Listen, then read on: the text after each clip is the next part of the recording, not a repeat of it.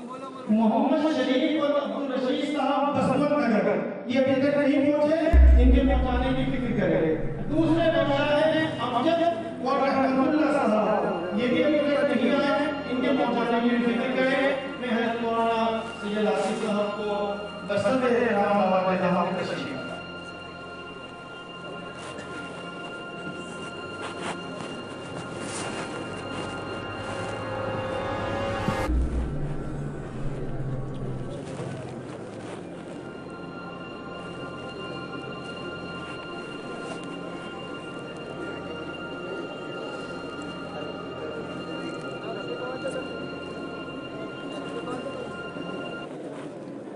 بسم اللہ الرحمن الرحیم۔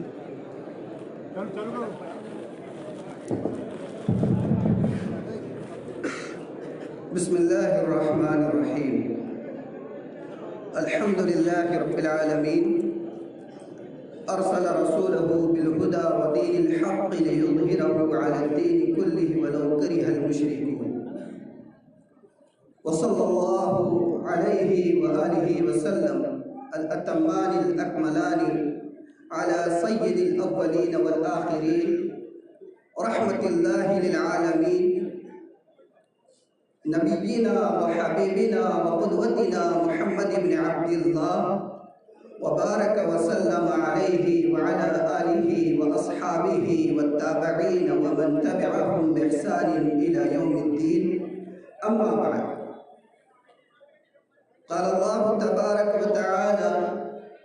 اعوذ بالله من الشيطان الرجيم بسم الله الرحمن الرحيم يا أيها الذين آمنوا اتقوا الله حق تقاته ولا تموتن إلا وأنتم مسلمون، صدق الله مولانا العظيم۔ وعن معاوية بن حيدة رضي الله عنه أن رجلا سأل رسول الله صلى الله عليه وآله وسلم ما حق المرأة على الزوج يا رسول الله صلى الله عليه وآله وسلم؟ فقال يطعمها إذا طعم ويكسوها إذا اكتسى ثم لا يضرب الوجه ولا يقبحها، او كما قال علیہ الصلاۃ والسلام۔ قابل صد احترام بزرگوں، عزیز دوستوں اور بھائیوں، سب سے پہلے تو میں مبارکباد دیتا ہوں باغبان برادری پنچ کمیٹی کے ذمہ داران کو کہ آپ قابل صد مبارکباد ہے کہ آپ نے الحمدللہ ایک بہت ہی عظیم الشان کام کے سلسلے کو جاری فرمایا، جس کے ذریعے سے امت کے اندر رائج بہت سارے اسرافات، فضول خرچیوں اور خرافات کا سدباب ہو سکتا ہے۔ اللہ آپ کے اس عمل کو قبول فرمائے، اس کو نظر بد سے محفوظ فرمائے، اور ان تمام لوگوں کو بھی میں مبارکباد دینا چاہوں گا جن لوگوں نے اپنی شبانہ روز محنتوں کے ذریعے سے اس پروگرام کا انعقاد عمل میں لایا۔ ہمیں پتہ ہے کہ بہت محدود وقت کے اندر اس پروگرام کو منعقد کیا گیا، اور جس طریقے کی محنتیں اس پروگرام کو کرنے کی گئی ہیں، اس کو دیکھ کر ایسا محسوس ہوتا ہے کہ جتنے لوگوں نے اس میں کام کیا ہے یقیناً انہوں نے اس میں بالکل اس سے کئی گنا زیادہ محنت کی ہوگی جتنی محنت ایک باپ اپنے بچی کی شادی کے انتظامات کے لیے کرتا ہے۔ اللہ تعالیٰ ان محنتوں کو قبول فرمائے۔ اس کے ساتھ ساتھ میں مبارکباد دینا چاہوں گا میرے پیچھے بیٹھے ہوئے ان تمام نوشا حضرات کو اور ان کے سرپرست اور ذمہ داران کو بھی، اور اسی طرح ان دلہنوں کو بھی اور ان کے سرپرست حضرات کو بھی۔ یہ جو نوشا یہاں پر بیٹھے ہوئے ہیں واقعتاً قابل صد مبارکباد ہے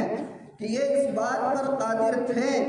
کہ وہ اپنے اپنے طور پر اپنی شادیوں کے انتظامات کرتے اور اس میں لا محالہ فضول خرچیاں ہوتی، اس میں اسراف ہوتا، اس میں اخراجات کا ایک بار جو ہے ان کے اوپر پڑتا۔ وہ اگرچہ اس کے اوپر قادر تھے لیکن انہوں نے اس اجتماعیت کے کام میں اپنی خواہشات کو قربان کیا۔ اللہ ان کے اس عمل کو قبول فرمائے۔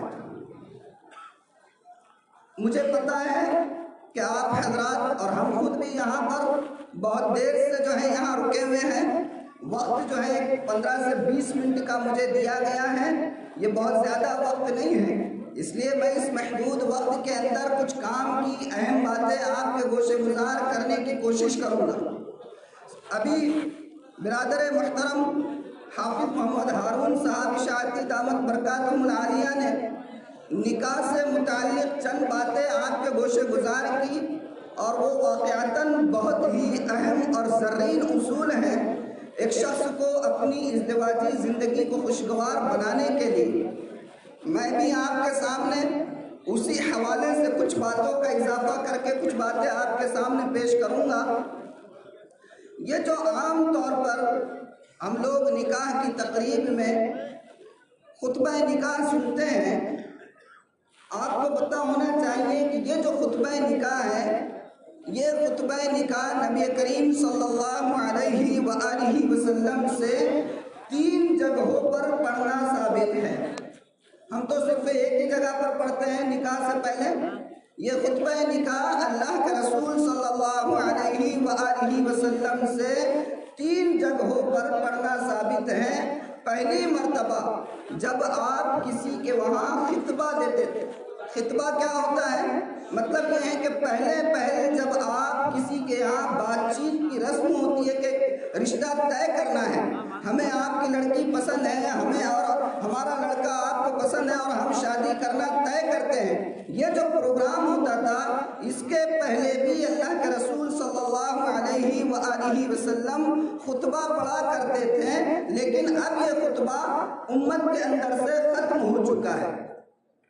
دوسرا موقع جب آپ خطبہ پڑھا کرتے تھے وہ ہوتا تھا کہ جب بات چیت ہونے کے بعد سامنے والوں کی طرف سے جواب مل جاتا تھا کہ ہاں ہمیں تمہاری فرمائش منظور ہے اور ہم اپنی بچی دینا چاہتے ہیں، تو یہ جواب آنے کے بعد بھی میرے اور آپ کے آقا محمد الرسول اللہ صلی اللہ علیہ وآلہ وسلم یہ خطبہ پڑھا کرتے تھے، اور یہ خطبہ بھی امت کے اندر سے اب ختم ہو چکا ہے۔ ایک ہی خطبہ باقی ہے جو ہم لوگ نکاح سے پہلے سنتے ہیں، اور آپ کو بتاؤں کہ یہ جو ہم لمبا چوڑا خطبہ جو سنتے ہیں، اللہ کے رسول صلی اللہ علیہ وآلہ وسلم اتنا لمبا چوڑا خطبہ نہیں پڑھا کرتے تھے۔ آپ کا جو خطبہ تھا وہ صرف اتنا تھا کہ آپ فرمایا کرتے تھے ان الحمد للہ نحمدہ ونستعینہ ونستغفرہ ونؤمن بہ ونتوکل علیہ، اور پھر اس کے بعد آپ قرآن مجید کی وہ 3 آیتیں تلاوت فرمایا کرتے تھے جو عام طور پر نکاح سے پہلے پڑھا کرتے ہیں۔ جو احادیث مبارکہ نکاح کے اندر قاری نکاح پڑھتے ہیں، میں آپ کو بتا دوں کہ اللہ کے رسول صلی اللہ علیہ وآلہ وسلم وہ احادیث مبارکہ نہیں پڑھا کرتے تھے۔ یہ جو احادیث ہے یہ تو بعد میں ہمارے اکابرین نے، علماء نے اور بزرگوں نے پڑھنا شروع کیا ہے، اور وہ جتنی احادیث ہے جو نکاح کے موقع پر قاری النکاح پڑھتے ہیں، ان تمام احادیث کے اندر صرف نکاح کی فضیلتیں بیان کی گئی۔ جیسے آپ کا فرمان ہے النکاح من سنتی، کہ نکاح میرا طریقہ ہے، میری سنت ہے، فمن رغب عن سنتی فلیس منی، کہ جو نکاح سے اعراض کرے گا اس کا مجھ سے کوئی تعلق نہیں، فضیلت ہے۔ اسی طرح آپ نے فرمایا کہ جو سب سے زیادہ محبت کرنے والی عورت ہو سکتی ہے اس سے نکاح کرو، یہ بھی فضیلت کے سلسلے کی احادیث ہیں۔ لیکن میں آپ کو بتاؤں کہ اس موقع پر فضیلتیں بیان کرنے کی قطعاً ضرورت نہیں ہے، اس لیے کہ نوشہ حضرات جو ہے ساری فضیلتوں سے واقف ہے، فضیلتیں جان چکے ہیں۔ فضیلتیں اس لیے بیان کی جاتی ہے تاکہ شخص جو ہے سامنے والا جس کے سامنے فضیلت بیان کی جا رہی ہے وہ جو ہے اس کو ترغیب ملے اور وہ نکاح کے لیے تیار ہو جائے۔ یہ تو خود ہی تیار بیٹھے ہوئے ہیں کہ کب میرا نمبر آئے گا اور میں کہوں کہ قبول کیا میں نے اس کو اور اس کے مہر کو، اور اس کے بعد السلام یہ تو پہلے ہی سے تیار بیٹھے ہیں، تو ان کے سامنے فضیلت کیا بیان کی جائے؟ تو اب عام طور پر ہوتا یہ ہے کہ ہم نکاح کے موقعوں پر فضیلتیں بیان کرتے ہیں جبکہ اس کی قطعاً ضرورت نہیں ہے۔ ہونا تو یہ چاہیے کہ اب یہاں سے نوشا کی زندگی کا ایک اگلا سفر اور ایک اگلا پڑاؤ شروع ہو رہا ہے، تو اس کو اس موقع پر ایسی باتیں بتائی جائیں جو اس کے اگلے سفر کے اندر اور اس کی اگلی زندگی کے اندر اس کے لیے مشعل راہ ثابت ہو سکے۔ مجھے آپ بتائیے، اگر کوئی شخص سفر پر جا رہا ہے اور اس کو سفر پہ جانے سے پہلے سفر کے فضیلتیں بیان کی جائے کہ آپ سفر پہ جا رہے ہو، سفر میں جو ہے دعائیں قبول ہوتی ہیں، اور سفر میں اگر خدا نخواستہ کوئی حادثہ ہو جائے تو اس پہ شہادت کا ثواب ملتا ہے، مجھے آپ بتائیے کہ ان فضیلتوں کے سفر کے شروع کرنے سے پہلے بتانے کا کیا فائدہ؟ وہ شخص تو آلریڈی سفر کے لیے تیار ہو چکا ہے، اس کو ضرورت اس بات کی ہے کہ اس کو یہ بتایا جائے کہ جس راستے پر تم جا رہے ہو وہ راستہ بہت کٹھن ہے، اس کے اندر یہ دشواریاں ہیں، یہ مشکلات ہیں، یہ پریشانیاں ہیں، ان سے بچ کر اپنے آپ کو لے جانا، جہاں تم ٹھہرو گے وہاں اپنے سامان کی حفاظت کرنا، وہاں جانور اور اسی طریقے سے خونخوار چیزیں ہو سکتی ہے ان سے اپنی حفاظت کرنا، یہ بتایا جائے، لیکن عام طور پر ہوتا نہیں ہے۔ اب میں آپ کو بتاؤں کہ یہ نوشا حضرات جو اپنی زندگی کا سفر ایک نیا شروع کرنے جا رہے ہیں، ان کے لیے وہ کیا چیز ہے جس کے ذریعے سے ان کا اگلا سفر جو ہے بہت کامیاب ہو سکے۔ تو اللہ کے رسول صلی اللہ علیہ وآلہ وسلم جو خطبہ نکاح پڑھا کرتے تھے، اس کے اندر آپ نے جن 3 آیتوں کا انتخاب کیا ہے وہ 3 آیتیں وہ ہیں جس کے اندر اللہ تعالیٰ نے گویا نبی کریم صلی اللہ علیہ وآلہ وسلم نے نہ صرف نوشا کو اور نہ صرف دلہن کو بلکہ ان کے پورے اولیاء اور سرپرستوں کو یہ بتایا ہے کہ یہ وہ آیتیں ہیں کہ اگر تم ان کو اپنے گریبان سے باندھ لو گے تو تمہارا جو اگلا سفر ہے وہ کامیاب گزرے گا۔ اور وہ کیا ہے جس کے ذریعے سے ازدواجی زندگی کامیاب گزر سکتی ہے؟ وہ ہے تقوی کا پیدا ہونا۔ تقوی کیا ہے؟ اللہ کا ڈر۔ ایک نئی زندگی شروع ہو رہی ہے، اگر اللہ بندے کے اندر، اگر نوشا کے اندر، اگر دلہن کے دل کے اندر اللہ کا تقوی اور اللہ کا خوف اور اللہ کا ڈر نہیں ہوگا تو وہ جو ہے بالکل آزاد ہو کر ایک مجبور اور بےکس بچی کو جو ہے تکلیفیں دے سکتا ہے، وہ ظلم کا شکار اس کو بنا سکتا ہے۔ اس لیے اللہ کے رسول نے جو 3 آیتوں کا انتخاب کیا اس کے اندر جو ہے تقوی کی اہمیت کو بتایا ہے، کیونکہ ظاہر سی بات ہے کہ تقوی کی وجہ سے انسان کے دل کے اندر جو ہے وہ تواضع پیدا ہوتا ہے، تکبر کا خاتمہ ہوتا ہے، یہ خاصیت ہے تقوی کی۔ میں آپ کو بتاؤں، حضرت مولانا الیاس صاحب رحمۃ اللہ علیہ ایک مرتبہ آپ مہمانوں کے ساتھ کھانا تناول فرما رہے تھے، اور آپ کے خادم تھے جو آپ کے شاگرد بھی تھے، وہ خادم جو ہے وہاں خدمت انجام دے رہے تھے کھانے کے دوران، وہ سالن کی پلیٹ جب لے کر آئے ان کا ہاتھ اچانک ٹیڑھا ہو گیا۔ ہاتھ ٹیڑھا ہو گیا تو حضرت مولانا الیاس صاحب رحمۃ اللہ علیہ نے فرمایا کہ نالائق، نماز اچھے سے نہیں پڑھتے ہو۔ اب بتائیے آپ کہ سالن گرا ہے مہمان کے اوپر اور حضرت کہہ رہے ہیں نالائق، نماز صحیح سے نہیں پڑھتے ہو۔ بہرحال بات آئی گئی ہو گئی، مہمانوں نے کھانا کھا لیا، کھانے سے فراغت کے بعد کچھ بے تکلف لوگوں نے حضرت سے پوچھا کہ حضرت اس شخص کے ہاتھ سے مہمان کے بدن کے اوپر سالن گرا تھا، بجائے اس کے کہ آپ اس کو اس حوالے سے متنبع کرتے، آپ نے کہا کہ نالائق، نماز صحیح سے نہیں پڑھتے ہو، آخر اس کی کیا وجہ ہے؟ تو حضرت مولانا الیاس صاحب رحمۃ اللہ علیہ نے فرمایا اس کی وجہ یہ ہے کہ اگر یہ نماز صحیح طریقے پر پڑھتا تو نماز اس کے اندر کامل یکسوئی اور پوری توجہ پیدا کرتی، اور نماز کی وجہ سے کامل یکسوئی اور توجہ ہوتی تو یہ شخص کے بدن کے اندر ایسا راشا نہیں آتا اور اس کی نگاہیں بھٹکتی نہیں۔ تو نماز کی وجہ سے انسان کے بدن کے اوپر اثرات پڑ رہے ہیں، اسی طریقے سے تقویٰ کی وجہ سے انسان کی زندگی کے اوپر بھی جو ہے اس کا اثر پڑتا ہے۔ اور سب سے بڑا اثر کیا ہے اس کا سب سے بڑا اثر یہ ہے کہ انسان کے اندر سے تکبر ختم ہوتا ہے، انسان کے اندر تواضع پیدا ہوتا ہے۔ آج ہمارے معاشرے کا ایک سرسری جائزہ لے لیجئے اور دیکھیے کہ اس وقت جتنی شادیاں ناکام ہو رہی ہیں جتنے جھگڑے ہیں، جتنی طلاق کی نوبتیں پہنچ رہی ہیں، ان تمام چیزوں کے پیچھے اگر اسباب کو آپ ڈھونڈو گے تو زیادہ تر آپ کو یہ محسوس ہوگا کہ کسی نہ کسی کے اندر تکبر کا ایک عنصر تھا جس کی وجہ سے بات طلاق تک پہنچی ہے۔ اگر مان لیجئے بالفرض لڑکی کسی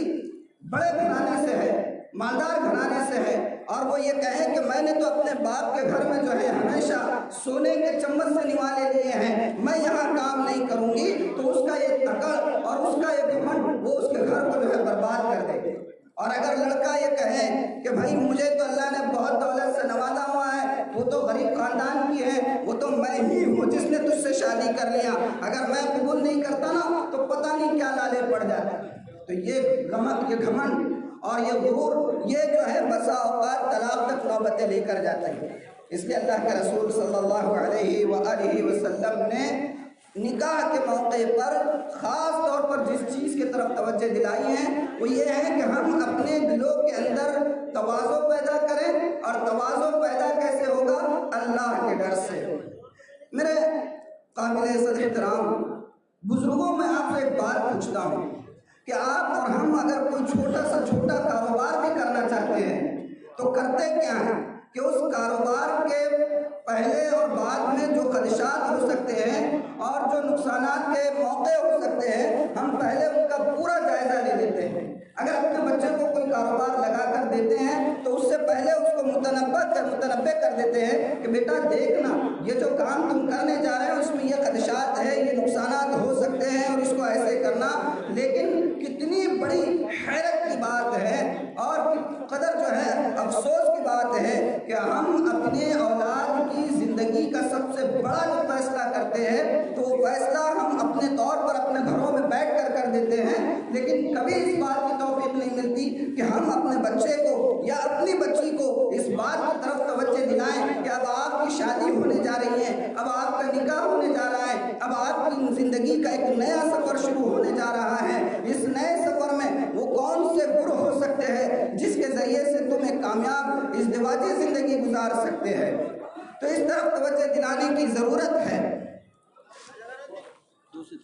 اس طرف توجہ دلانے کی ضرورت ہے۔ میں آپ سے کہوں گا، آپ مجھے بتائیے کہ اگر ہمارے ہاں شادیاں طے ہوتی ہیں تو اس کے بعد سب سے پہلا کام کیا ہوتا ہے؟ شاپنگ کے سلسلے شروع ہو جاتے ہیں۔ یہاں سے کپڑے نہیں ملے تو ہم اورنگ آباد اور بامبے اور احمد آباد اور گجرات تک جاتے ہیں۔ لیکن حیرت کی بات ہے کہ کسی والدین کو اس بات کی فکر نہیں ہوتی ہے کہ وہ اپنے بچوں کو اگلی زندگی کے لیے کامیاب زندگی گزارنے کے اصول بتائیں۔ تو کامیاب زندگی گزارنے کے اصول اور گر بتائے جائیں۔ تو آج الحمدللہ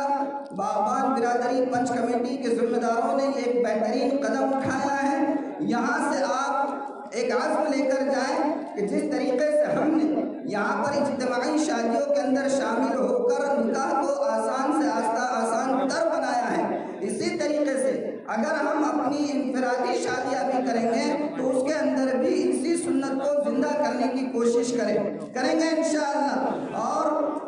حتی الامکان خرافات سے بچے۔ ایک دو باتیں جو میرے ذہن میں ہیں اس حوالے سے بات کہہ کر میں ختم کروں کہ آپ کو معلوم ہونا چاہیے کہ ہم مسلمان ہیں، اور اللہ کے رسول نے فرمایا کہ مسلمان سب کچھ ہو سکتا ہے، وعدہ خلاف نہیں ہو سکتا ہے۔ یہ آج ہماری سب سے بڑی خامی ہے۔ آج آپ دیکھ لیجئے 11 بجے کا وقت دیا گیا تھا، 12 بجے کا ہو سکتا ہے وقت دیا گیا ہوگا، اور نوشہ حضرات 1 بجے تک یہاں پہنچ رہے ہیں۔ اور یہ صرف اجتماعی شادیوں کا معاملہ نہیں ہے، ہماری برادری کی جتنی شادیاں ہوتی ہیں ان شادیوں کے اندر عام طور پر نوشہ لیٹ پہنچتے ہیں۔ اس عادت کو ختم کیجئے، یہ وعدہ خلافی ہے، اور اللہ کے رسول نے فرمایا کہ مسلمان سب ہو سکتا ہے، وعدہ خلاف نہیں ہو سکتا ہے۔ شادیوں کو آسان بنائیے، اللہ تعالیٰ اس پروگرام کو قبول فرمائے اور اس کے ذریعے سے خوب برکتیں جو ہے اللہ تعالیٰ ہمیں عطا فرمائے، اور آئندہ کے لیے بھی ایسے پروگراموں کو اللہ تعالیٰ کرنا آسان فرمائے۔ وآخر دعوانا الحمدللہ رب العالمین۔